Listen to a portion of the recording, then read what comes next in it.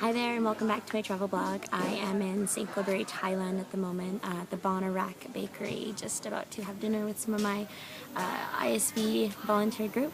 Been here for about almost 10 days. We leave on Friday. It's Tuesday here, August 2nd. Yeah. So just to tell you a little bit about Baan Urak. Baan Urak was started by a woman called Didi Devamala. She is part of the Neo-Humanist organization, which is kind of like a religion, but basically more aligns on the ideas of love. One of the coolest things that I've learned so far is the mantra that they use at the school to really promote love and just understanding of people. It's called Bamanam Kevalam, and it means infinite love is everywhere. Basically, there's no discrimination, that love is for everyone. And the home actually has about 200 kids that live there and are part of her orphanage, and a lot of them get to go to the school. There's a Baan Urak school. Baan Urak actually means house of joy, and it's a really beautiful community because it's right on the coast of the Myanmar or Burma border here, and it's really interesting because a lot of the kids that come across actually are refugees who come from really tough times in Burma. They might be from Karen descent, which is a minority group in Burma. And the Burmese military actually are trying to eradicate the minority group, the Karen and the Lao, and they're in a lot of danger. You've probably heard about it. If you look in the news, there's a lot of issues going on because there isn't a democratic government there, and they're having a hard time, and a lot of the Quran are just like their villages are being destroyed by the Burmese military. So a lot of the kids come from that kind of background, and it's really amazing what Didi is doing here at Baan Urak. It really just breaks my heart that these kids have lived in the situations they've lived, and they can just keep smiling and just keep going and learning a lot from that experience, and just learning to smile in times of grief. Like, it's really amazing. We've basically just been helping out in the home and painting rooms that need to be painted, helping out with the farming because they actually have an organic farm. They try to eat all vegan food, as that's kind of part of the neo-humanist idea, being vegetarian and vegan and not having any animal byproduct and all that stuff. So it is really interesting. It's a challenge not to have meat for less time, but it's the least I could do to really immerse myself in this culture and learn more about neo-humanism and learn more about what Baan Urak is doing. It's really beautiful because it only started with Didi helping one kid, and this one kid came to her.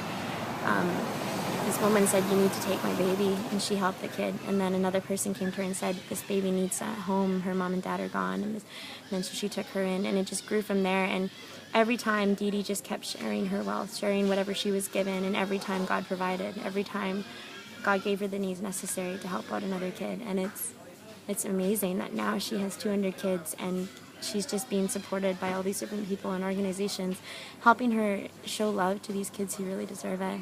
It's not fair that just because they come from a background of a lot of issues that she can be here, and it's amazing. There's even one story. Didi was basically, this girl was dropped off at her home because they knew that she'd be safe with Didi, and her story actually is that she was sold as a slave to this family in Bangkok, and I guess she was basically used in a sex trafficking industry, and basically she was rescued by Baan Urak. And it's really sad that these kids have to deal with those kind of things and those kind of issues. Like, human trafficking here is ridiculous. So I'm happy that I'm able to be here and show a little love and give these kids the attention and the love they need. And I hope you, people who are reading this blog, will take a look at their website and really see if maybe it's in your heart to give and support such an organization, because this stuff touches me. Like, when kids are put out, when kids who are the least fortunate are, like, given, like, crappy situations and gone through so much and don't have their parents and don't have, like, people to help them. Didi is actually doing this, and it's amazing. It's really touching. So I'll be here for another few days, and then we'll be off on another adventure tour around Thailand, seeing more wats or temples, looking at amazing sights and experiencing more of this beautiful culture. The people here are amazing, and It's pretty awesome. So thanks for checking in, and hopefully you've got a better idea of what I'm going through here and what's up here, and maybe you can check out baanurak.org. It's the website of the home. You can kind of figure out maybe this is something you might want to do, travel out here to help volunteer. They need as much help as they can get.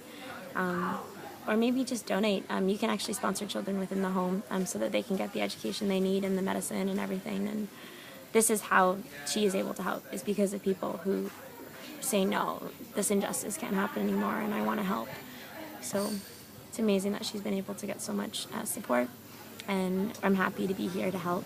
And yeah, I just pray that things will continue to be provided for her and things will continue to be able to support these kids' lives. Yeah.